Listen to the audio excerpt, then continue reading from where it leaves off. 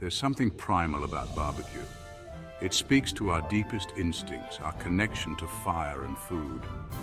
And when it comes to barbecue, few things are as universally beloved as a rack of ribs. The sight of those meaty bones glistening with sauce and smoke is enough to make anyone's mouth water. But great ribs are more than just a pretty face. They're a symphony of flavor and texture, a testament to the pitmaster's skill and patience. The perfect rack of ribs is tender, but not falling off the bone. It's smoky, but not bitter. It's sweet, savory, and spicy all at once. Achieving this level of barbecue mastery takes time and practice, but don't let that intimidate you. With the right knowledge and a little bit of effort, anyone can learn to smoke ribs like a pro. In this guide, we'll walk you through every step of the process, from selecting the right ribs to mastering the art of low and slow cooking. We'll cover everything from basic techniques to advanced tips and tricks so you can impress your friends and family with your newfound barbecue prowess. Before we fire up the grill, let's talk about ribs.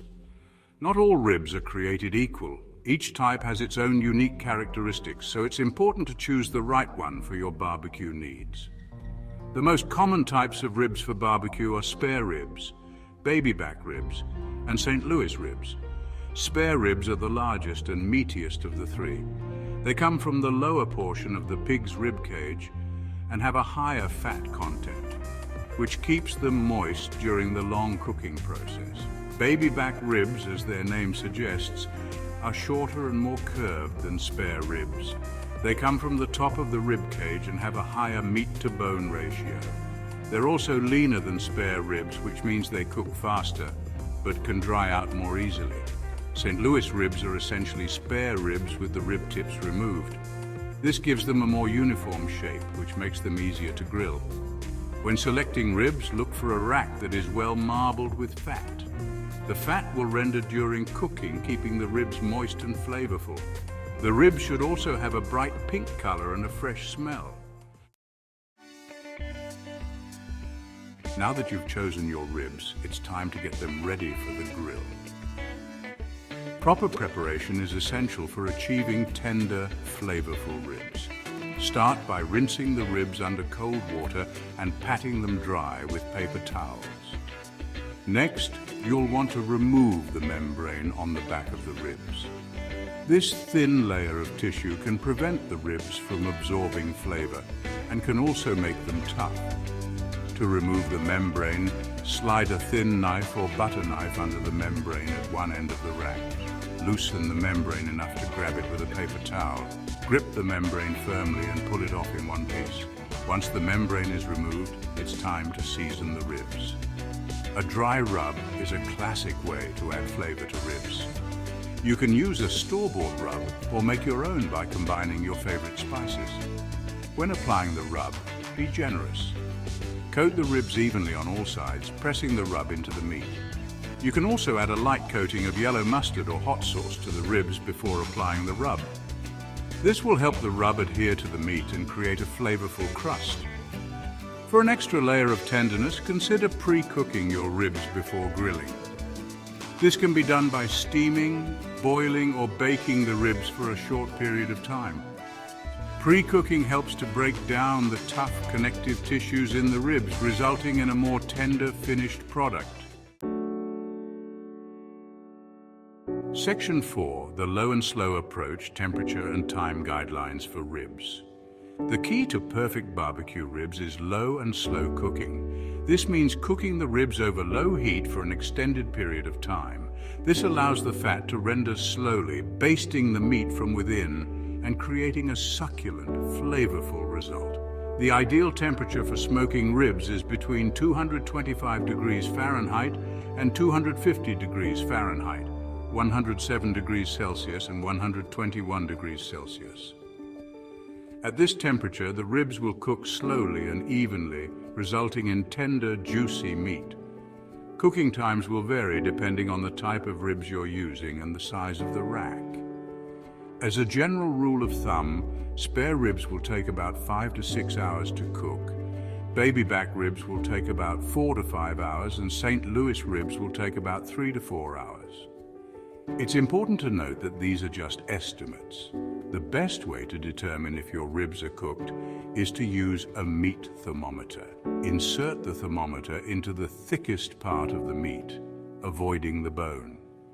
The ribs are done when the internal temperature reaches 190 degrees Fahrenheit to 203 degrees Fahrenheit, 88 degrees Celsius to 95 degrees Celsius.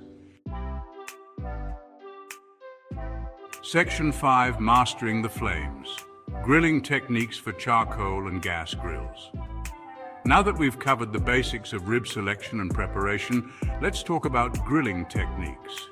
Whether you're using a charcoal grill or a gas grill, the key to great ribs is indirect heat. For charcoal grills, this means setting up a 2-zone fire. Pile the coals on one side of the grill, leaving the other side empty. This will create a hot zone for searing and a cooler zone for indirect cooking. Place the ribs on the cooler side of the grill, away from the direct heat. Close the lid and let the ribs cook slowly, adding more coals to the fire as needed to maintain a consistent temperature. For gas grills, create indirect heat by turning on only 1 or 2 burners. Place the ribs on the unheated side of the grill and close the lid. Adjust the burner intensity as needed to maintain the desired temperature. During the cooking process, you may want to add wood chips to the fire to enhance the smoky flavor of the ribs. Soak the wood chips in water for at least 30 minutes before adding them to the coals. This will prevent them from burning too quickly. Basting the ribs with your favorite barbecue sauce during the last hour of cooking will add another layer of flavor and create a sticky glaze. However, be careful not to baste too early, as the sugar in the sauce can burn. Section 6, the art of resting, enhancing flavor and texture. You've patiently smoked your ribs to perfection. The aroma is intoxicating.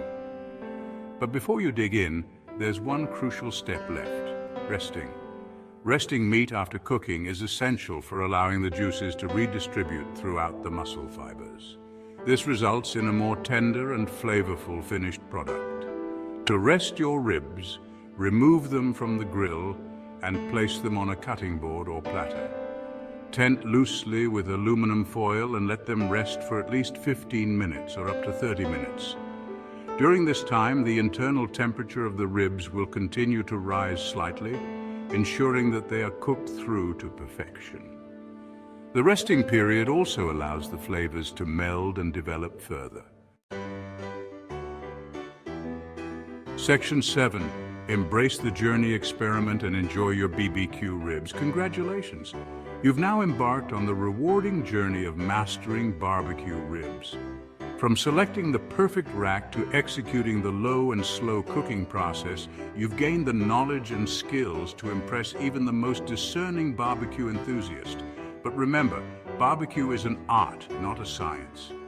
Don't be afraid to experiment with different rubs, sauces, and cooking techniques to find what works best for you. The most important thing is to relax, enjoy the process, and savor the delicious results of your labor. Gather your friends and family, fire up the grill, and share the joy of perfectly cooked barbecue ribs.